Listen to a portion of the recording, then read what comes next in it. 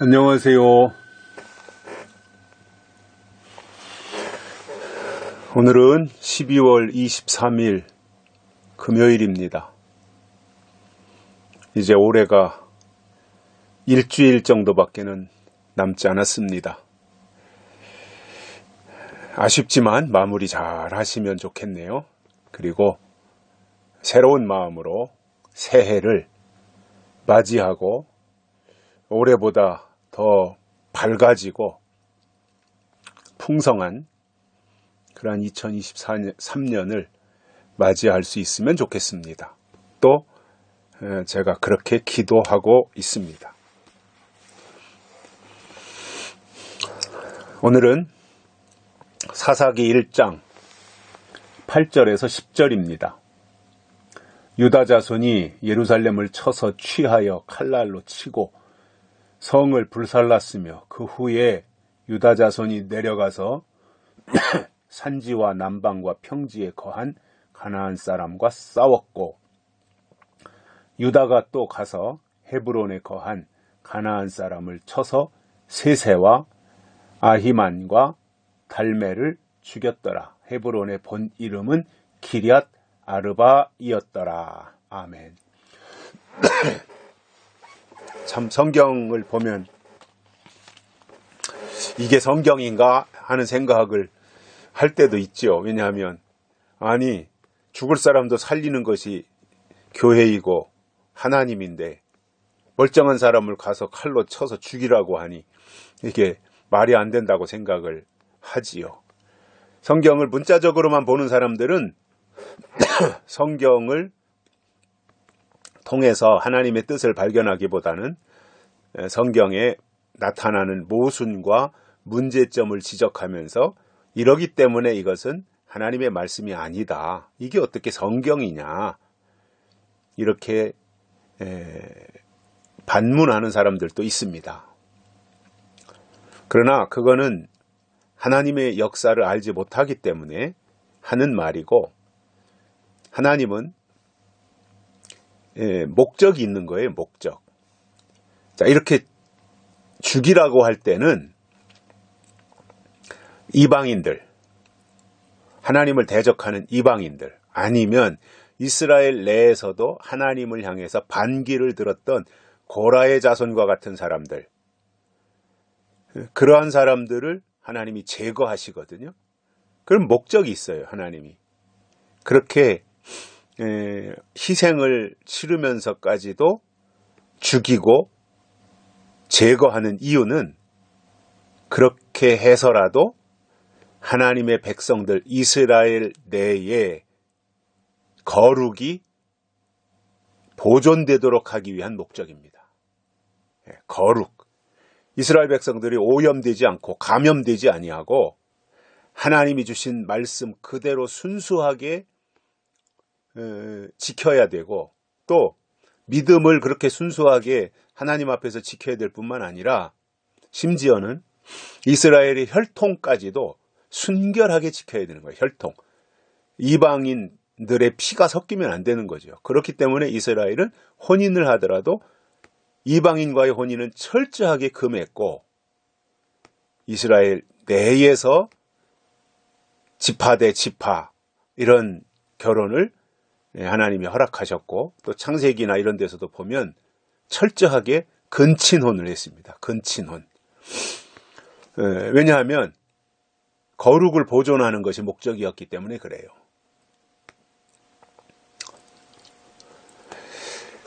여기서도 하나님이 죽이라고 하는 이 모습을 문자적으로 보면 살벌하지만 하나님의 마음은 이렇게 해서라도 하나님의 뜻을 바로 세우고 이스라엘 백성들 내에 거룩을 보존하며 하나님의 주신 말씀은 반드시 이루어져야 된다고 하는 것을 학습시키는 효과가 있는 것입니다. 이런 목적이 하나님이 있었던 거예요. 그래서 유다 자손이 예루살렘을 쳐서 취하고 또 성문을 불살랐고 그 후에 유다 자손들이 내려가서 산지와 남방과 평지에 거한 가나안 사람과 싸웁니다. 근데 어제도 말씀드렸지만 이 싸움은 승리가 보장된 싸움이에요. 이길 수도 있고 질 수도 있고 뭐 이 세상의 싸움은 반반이잖아요. 예를 들어서 엊그저께 끝난 그 월드컵 경기 같은 경우도 보면 지난 주일날 밤에 결승전을 했잖아요. 아르헨티나가 프랑스를 꺾고 우승을 했는데 그 경기도 보면 메시가 참 잘하죠. 메시라는 선수가 참 걸출한 마라도나 이후에 아르헨티나에 나타난 걸출한 축구 스타인데 몸값도 굉장히 비싸고요. 근데 이제 운동 경기도 그렇잖아요. 질 수도 있고 이길 수도 있어요. 강팀이라고 꼭 이긴다는 보장이 없어요.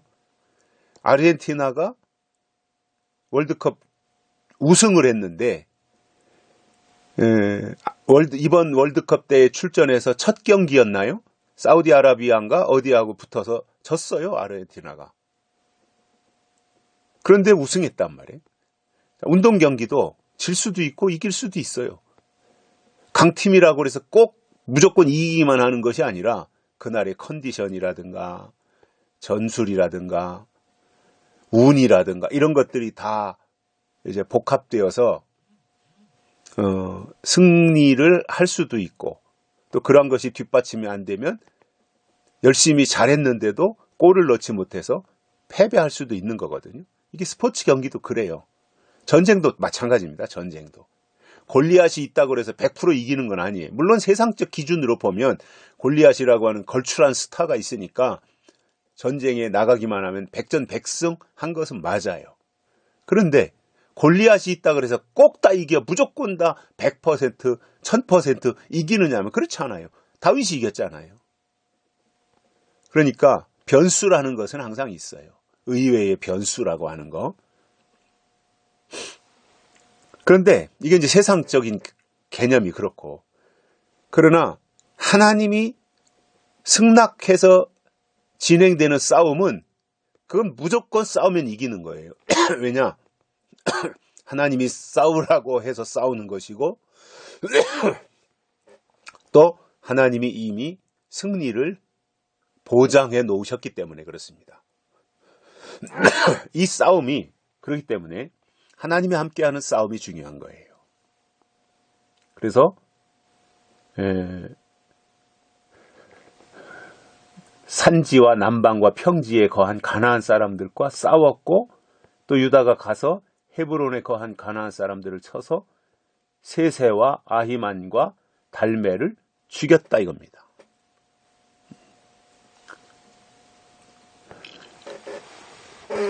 그러니 지금 우리가 이 시대를 살면서 사람을 죽일 수는 없어요. 어떤 경우도 사람을 죽이면 살인이에요. 왜냐? 지금은 그렇게 사람을 죽이고 살리고 하는 이런 시대가 아니기 때문에 그렇습니다. 그런 시대가 있었던 거죠.